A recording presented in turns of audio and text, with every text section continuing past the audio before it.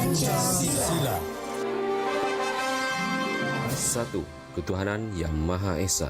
2. Kemanusiaan yang adil dan beradab. 3. Persatuan Indonesia.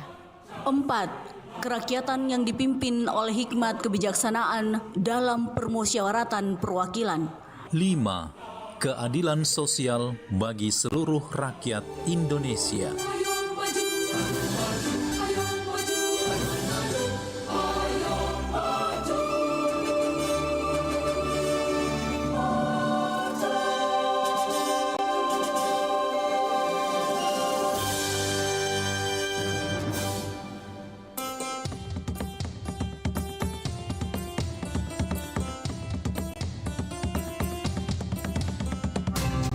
Pro 4, Suara Budaya Sulawesi Selatan.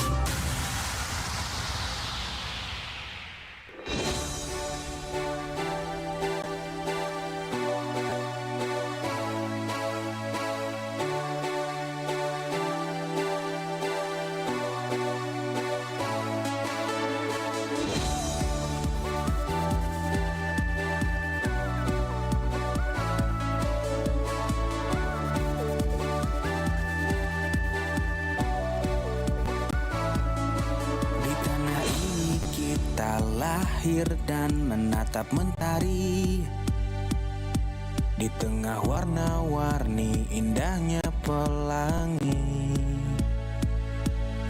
Walaupun badai datang menyerang silih berganti, ku jaga merah putih tegak berdiri.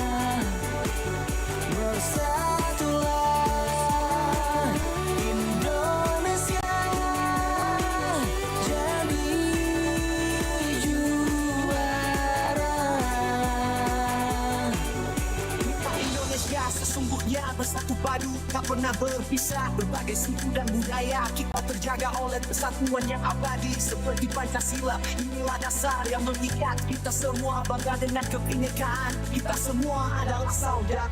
Kita Indonesia.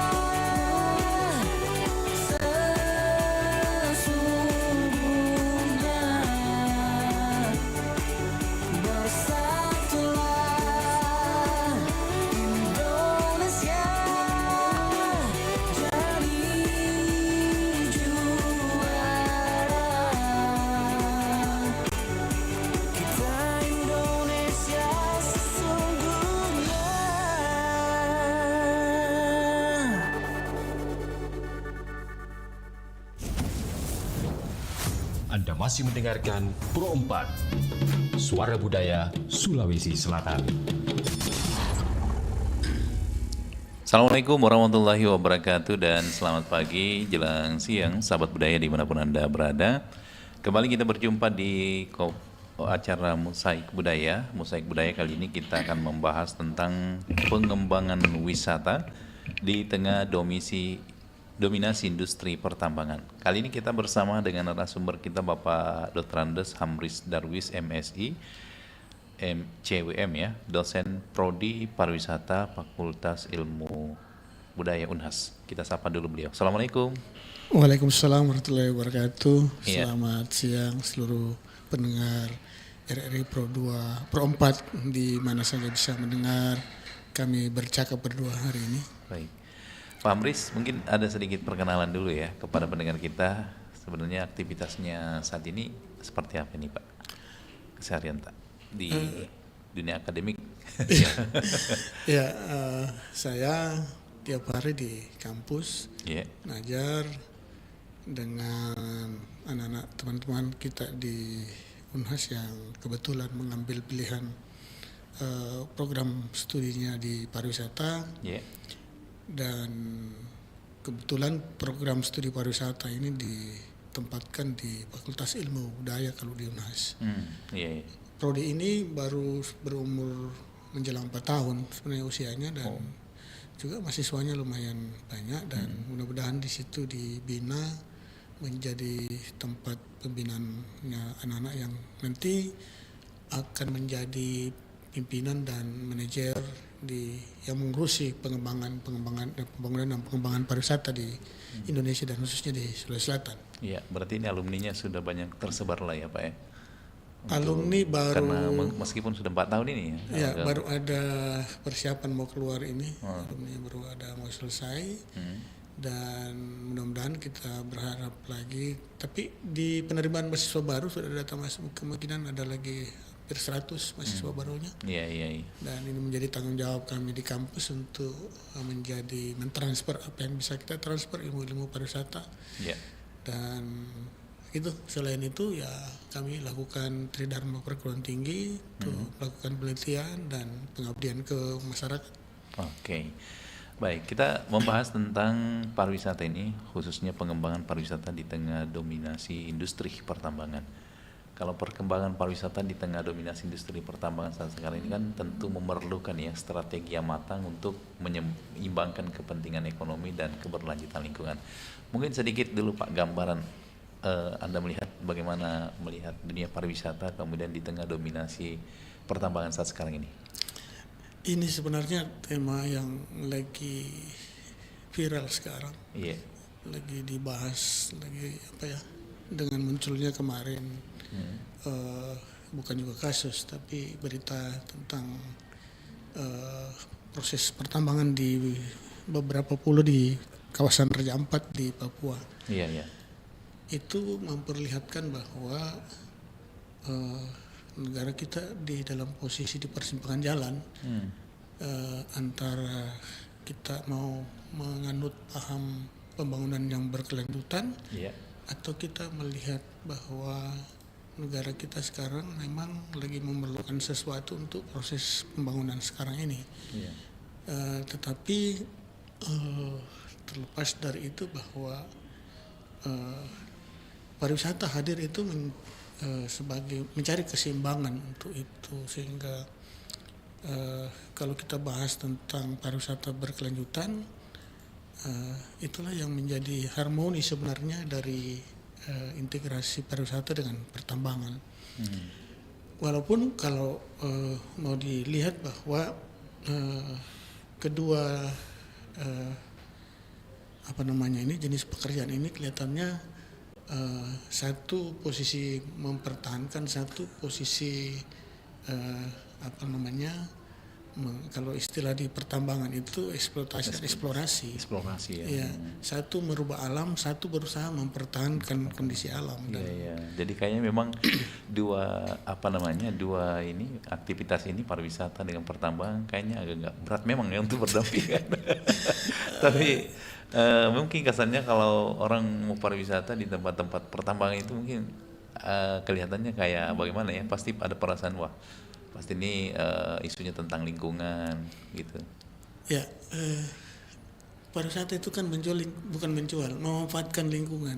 Kekuatan besarnya dia ada di lingkungan. Ya. Kalau lingkungan itu sudah tidak ada, apa yang mau dipromosikan, apa yang mau disampaikan ke orang untuk dinikmati. Ya. Sehingga kalau dalam posisi seperti itu, sekali lagi bahwa pariwisata mengambil posisi yang harmoni, menyeimbangkan itu. Iya. Mudah-mudahan saja ke depan ini bahwa posisi biarlah ya, kalau misalnya kita pakai kata biarlah tetap jalan berdua, berdampingan, tetapi berikan dia slot yang seimbang untuk pengembangan pariwisata. Objek yang menarik, punya kandungan geoheritage, kebudayaan yang menarik, atraksi budaya, biarkan yang diganggu, tapi pengembangan industri pertambangan silakan jalan. Kenapa? Ini juga tuntutan negara kita untuk mendapatkan penghasilan dari industri pertambangan ini. Tidak bisa dipungkiri itu. Iya, saya sering ingat Pak dengan salah satu tempat yang ada di Jawa Timur ya. Mungkin ini adalah bekas pertambangan ya. Lumpur Lapindo itu kan awalnya menjadi sesuatu, tapi lama-kelamaan justru orang banyak tertarik mau datang melihat itu. Ada juga yang merasa bahwa eks-tambang itu menjadi sebuah daya tarik.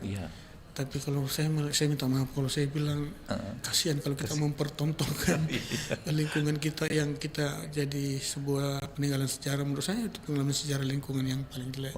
Apalagi kalau bekas pertambangan itu mau dijadikan menjadi objek wisata. Contohnya misalnya di daerah Sumatera yang bekas tambang timah yang sudah tinggal galian-galian besar. Itu kan memperlihatkan bahwa betul-betul kita, kalau kita menganut SDGs atau sistem pembangunan berkelanjutan, yang mana berkelanjutannya kalau seperti itu kita sudah merusak alam. Sekali lagi bahwa kehadiran pariwisata itu menjadi harmoni sebenarnya, penyeimbang dari apa yang dilakukan teman-teman atau industri pertambangan secara umum. Seperti itu. Jadi memang tantangan terberatnya itu Pak ya, kalau misalnya bekas lahan tambang kemudian mau dikembangkan pariwisata, itu kan memang sudah ada citra yang kurang positif lah ya di tengah-tengah masyarakat, terutama terkait isu lingkungan dan sosial. Ini tentu mempengaruhi minat ya. Di dunia ini Pak, banyak sekali orang yang memandang lingkungan itu sangat penting. Sangat penting, betul. Jadi wisatawan itu mau berkunjung ke sebuah negara, pasti dia lihat bahwa negara ini dia gunakan misalnya dalam istilah kalau misalnya ada kepertambangan dengan green mining atau pertambangan dengan teknologi hijau yang notabene dia mempertanggungjawabkan setelah okupasi permukaan bumi, kemudian dilakukan rebusasi atau penanaman kembali. Tetapi dari pandangan orang-orang ekologi melihat bahwa ekologi itu mestinya dipertahankan bentuknya, tidak dieksplorasi, tidak dieksploitasi. Sehingga kapan itu dirubah, ya sudah selesai. Karena pada saat proses sebuah industri pertambangan berjalan, akan merubah semua bentang alam itu. Tadinya ada gunung, ya saya ingat betul ada cerita di daerah saya, tempat saya tugas kemarin. 1 minggu kita jalan ke, misalnya saya cerita Surwako. Kita ke Surwako, kita masih lihat gunung sementara ada kerja alat berat. Kita kembali, minggu depannya kita datang lagi. Bukitnya sudah tidak ada Pak. Coba ada yang bisa kembalikan bukitnya itu? Betul. Kau tanami apapun itu tidak akan mengembalikan ekosistem yang pernah ada di situ. Itu yang dimaksud bahwa kalau kita mempertontonkan itu menjadi satu destinasi wisata, ada miris saya melihatnya kalau dijadikan destinasi. Sehingga saya ingat pernah juga ada program itu mining tour. Orang dibawa keliling di dalam tambang untuk melihat proses-proses. Dalam hatiku betul-betul kita mempertontonkan orang merubah tatanan ekologi.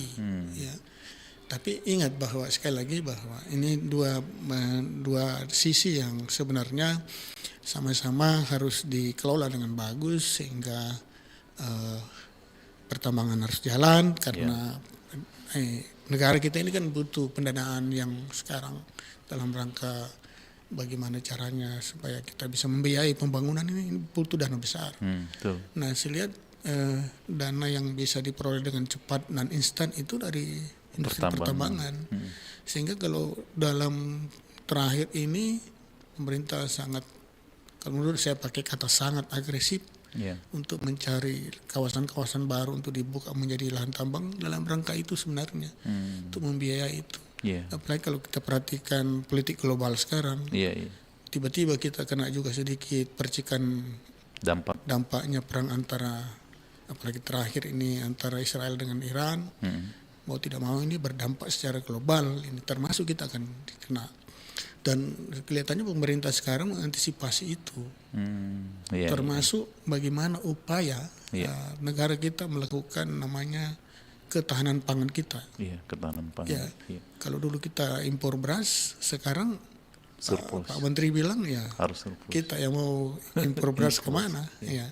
Kenapa? Karena pada saat terjadi perang, persoalan pangan ini yang memberang utang.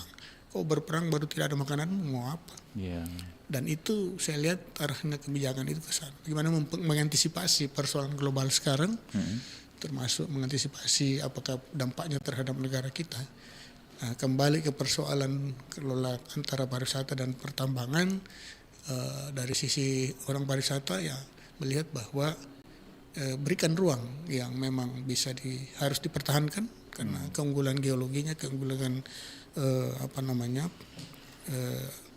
bentang alamnya dan budayanya, pertahankan itu menjadi bagian yang tidak terpisahkan dari untuk jadi objek wisata budaya atau apapun namanya.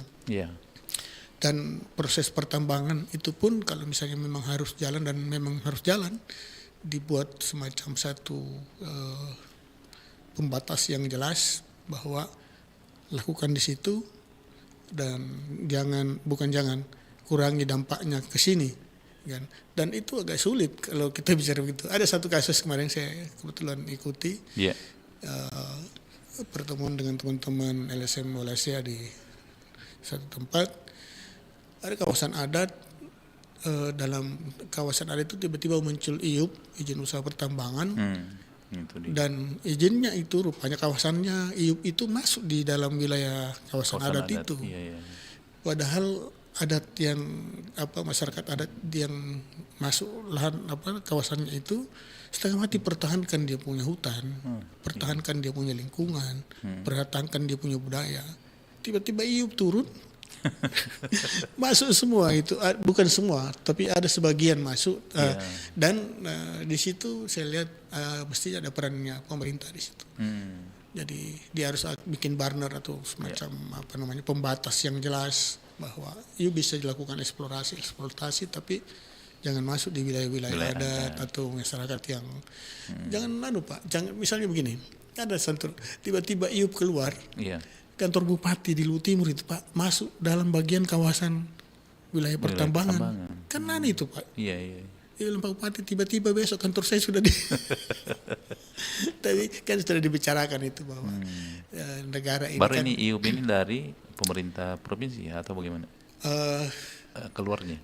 Urusan pemerintahan ini, pertambangan itu urusan pemerintah pusat. Oh pusat, pemerintah pusat, walaupun mulai koordinasi pemerintah provinsi, izin itu keluar, kemudian kadang-kala keluar IUP-nya baru dilapor ke pemerintah daerah dan biasa ada timbul masalah seperti itu. Sama yang baru-baru ini kejadian Raja Ampat.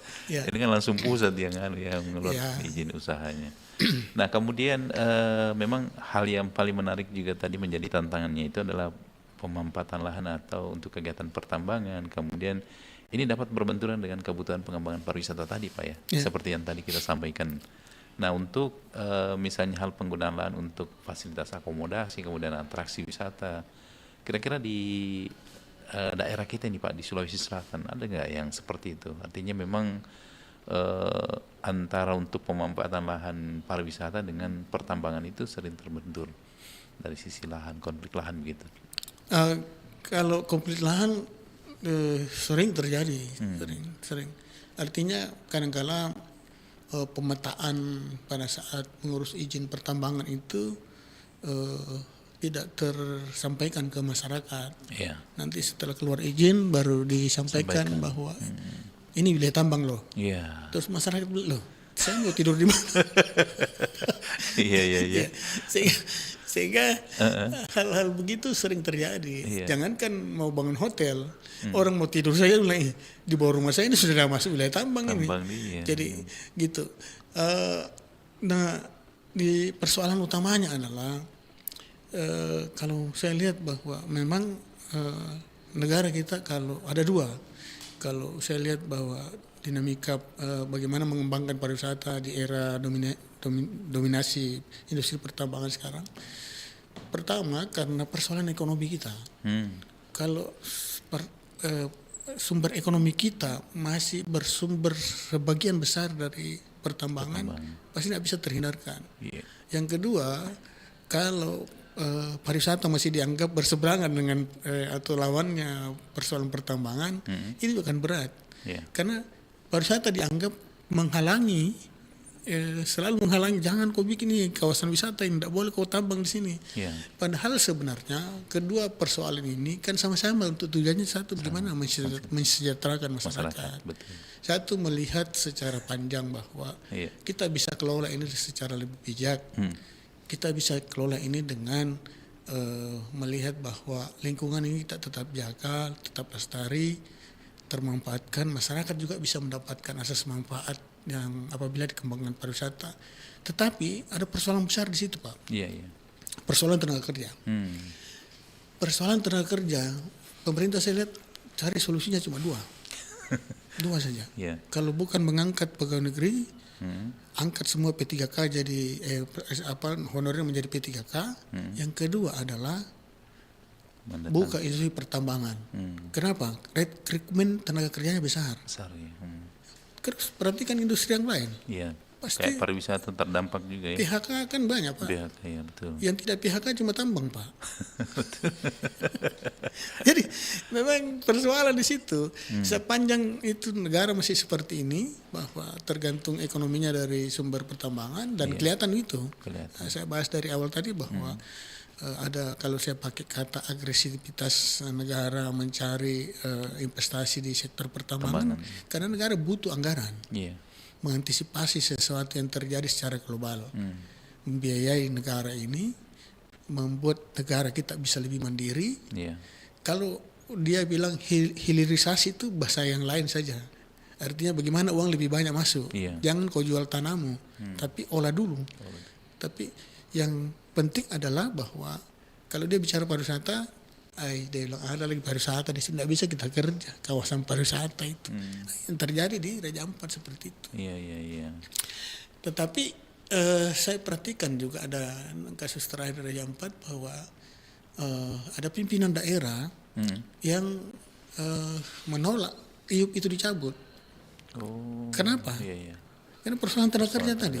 Bayangkan, Pak, kalau sebuah industri pertambangan itu akan dibuka, baru dia mau persiapan saja sudah butuh rekrutmen tenaga kerja berapa banyak, ratusan dia siapkan. Apalagi kalau sudah jalan begini, Pak ya. Apalagi kalau sudah jalan. Terus siapa yang mau tanggung jawab pada saat dia ditutup, dia cabut izinnya? Itu tenaga kerja mau dikasih kemana?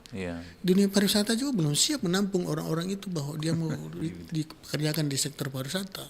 Sehingga dua buah persoalan yang mesti memang harus kita bijak melihatnya. Dan belum tentu yang kerja di pertambangan ini bisa dimasukkan di pariwisata. Tidak, sangat berbeda. Sangat berbeda sangat berbeda. Dia punya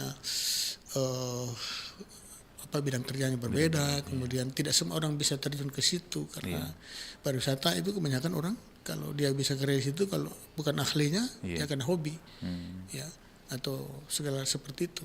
Nah, yang lain malah masyarakat juga cabut IUP, tapi pariwisata juga jangan orang masuk ke sini. Kan ada begitu, ada yang begitu. Cabut IUP, tapi pariwisata juga jangan jalan. Terus malah mati dua-duanya. Decline apa ya? Decload kan artinya tidak bukan solusi yang bagus menurut saya. Sehingga kalau misalnya ada kebijakan pemerintah kemarin cabut IUP Ada 3-4 perusahaan itu minimal itu kalau saya diikuti dengan Peperska atau keputusan apakah sehingga itu ada payung hukumnya masyarakat, kepastian hukum dari masyarakat bahwa memang dicabut. Iya. Kalau sekedar statement, bicara kemarin Pak Presiden bicara, tapi apa follow up secara hukum memang dicabut. Kedua, kalaupun dicabut atau masih lanjut, kan ada undang-undang minerba dan undang-undang kehutanan yang mengharuskan pertambangan itu melakukan recovery terhadap wilayah pertambangannya. Walaupun saya bilang tadi ya dari awal bahwa recovery seperti apapun kau tidak bisa mengembalikan kondisi ekologis di mana kau pernah lakukan pertambangan. Tetapi harus ada tanggung jawabnya seperti itu. Jangan sampai kita ditinggalkan lubang-lubang yang seperti tambang timah baru mau dijadikan objek wisata, Mas. My God. Seperti itu. Jadi seperti orang kalau pariwisata itu seperti menanam pohon di tengah badai. Dan membutuhkan waktu yang lama ya untuk membangun sebuah daerah itu menjadi tempat pariwisata kan, apalagi kalau sudah bekas tambang begitu tadi. Sudah terlanjur terbranding sangat bagus, sudah wisatawan sudah kenal, itu orang yang sayangkan kalau begitu. Makanya saya bilang kasih ruang lah itu yang seperti itu sehingga jangan didisrupt, jangan diganggu, sehingga kalau misalnya sekarang orang kalau saya lihat beberapa komentar itu cuma saling membenarkan saja. Contohnya teman-teman dari KKP misalnya bilang di sana kan belum ada dampak terhadap habitat yang ada di bawah air. Who knows some days bilang lumba-lumba atau ikan paus yang ada di bawah itu apapun namanya kita punya terumbu karang akibat aktivitas pertambangan. Aktivitas pertambangan, lumpur yang tidak sengaja terseret sampai ke laut. Itu kan mempengaruhi habitat karang dan ikan yang ada di situ. Mungkin saat sekarang ini mungkin belum terlihat, tapi paling tidak dari atas udara itu sudah kelihatan sudah kerusakan. Sudah habis kita punya gunung dari sudah botak nih. Jadi itu jadi memang bicara dengan dua tema yang kita singgung pagi-pagi ini memang harus menari di mentari benang di atas tepung sehingga tepungnya tidak terhambur, benangnya kita bisa angkat. Gitu. Baik Pak Amris, sebentar kita lanjut. Menarik sekali perbincangan kita kali ini, tapi kita selingi dulu dengan lagu daerah. Ada Sulawesi Parsanganta. Mantap.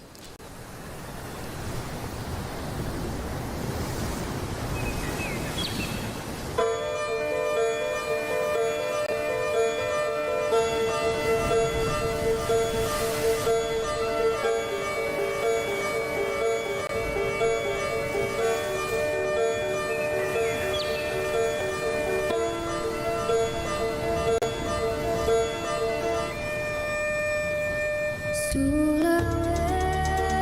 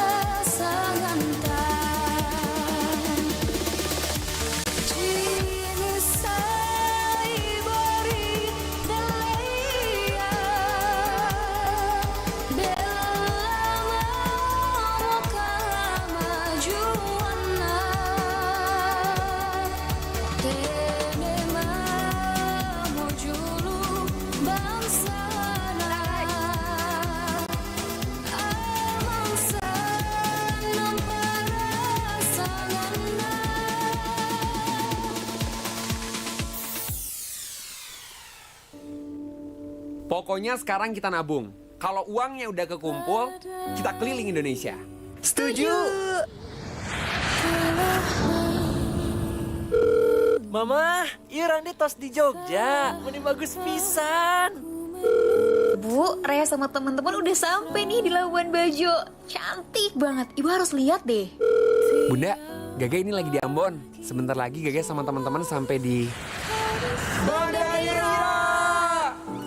Wah, bagus banget. Sekarang saya percaya kenapa Sultan Syahrir pernah bilang jangan mati sebelum ke Bandaneira. Bersyukur banget kita nggak milih luar negeri buat liburan ini. Kalau belum semua kita datengin, tapi Indonesia keren banget ya. Buka mata kita dan lihat sekeliling. Begitu